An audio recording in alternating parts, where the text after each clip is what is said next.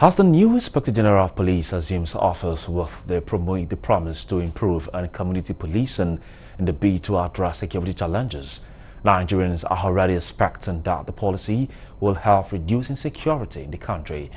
Previous administrations have sought to employ the same policy, yet it was not fully implemented to end insecurity in the land. Correspondent Nabuchi Nabuchi spoke to some experts to tell us more. The number of people killed in Nigeria surged year on year by 47% to 10,366 in 2021, according to data compiled by SBM Intelligence, using multiple sources, of which armed conflict location and event data projects was one. The Africa-focused geopolitical research firm noted that civilians formed the bulk of the casualties, but the military and the order enforcement agents also felt the heat. Fatalities can be said to be death resulting from an accident or disaster, while casualties are people injured or killed in a war or in an accident. Confidence, Mark Harry, a resident security expert at SBM Intelligence, speaks on the increase in the annual figures.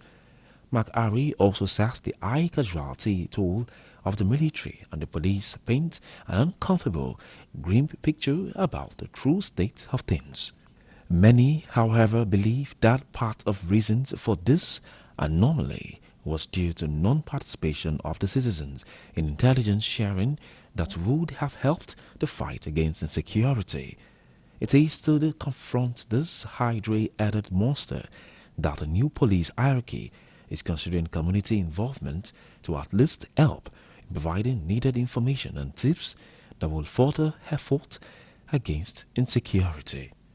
There is a lot that we are going to do differently in the implementation of the community policing strategies that we are operating presently.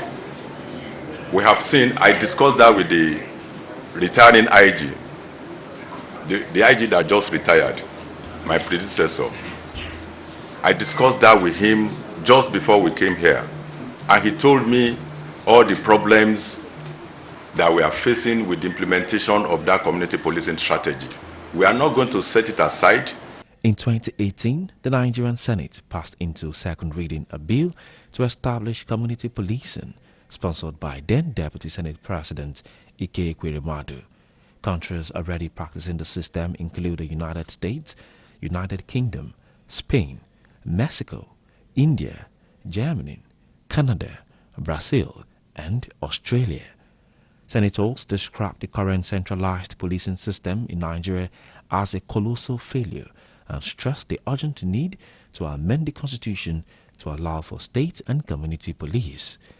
The promise by the new IGP to introduce community policing corroborates its intention and is described as a welcome development. This place to police ourselves, that's a very good place to start from.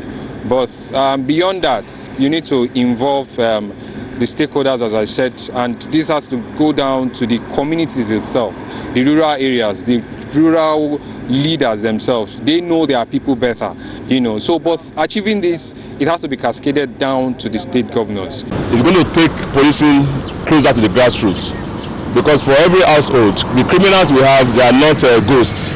They come from somewhere. In the neighborhood, the community development association, the CDAs, they know some people in the neighborhood who are jobless. They know who they call the area boys.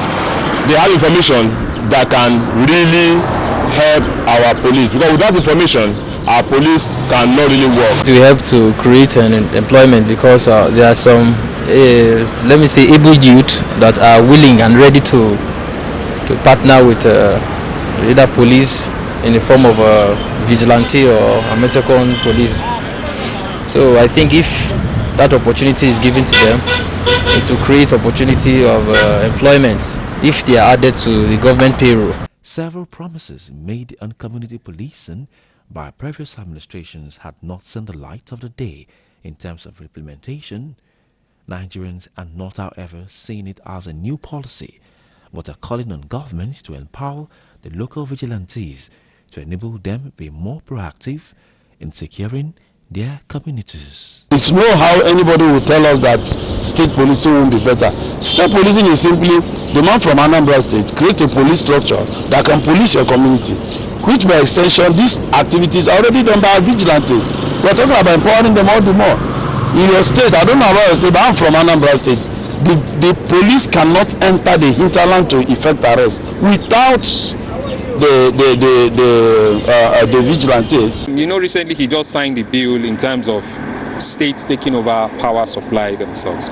Now, there's no need for you coming to the states, to the federal, when the matter has not really gone far. We have a national security advisor, we have the national police. That's what we are supposed to have. If you go to states like in the US and other places, you see where they have Chicago police and all rest of that. So that's what we are supposed to have here. We are operating what the American system is operating, the federal system of government. I feel every crime is local, and the solution to every local crime is still local solutions. Of course, people residing within every community knows the true inhabitants of that community, and then they also know anybody that's coming in as an external body, or either as a visitor or maybe somebody new in the community residing there. And if if there's anybody perpetrating crime within that houses, I mean, these people should be able to identify those people. So having said that, I feel those that can tackle this issue of crime within the local or grassroots level are still the indigenes or those residing within their houses. Community policing has since been embraced by other climes, resulting to the reduction in high criminalities. Analysts, however, want the country and indeed security agencies to not only adopt it, but also make as part of the local laws that aims at ensuring security of lives and property in the country.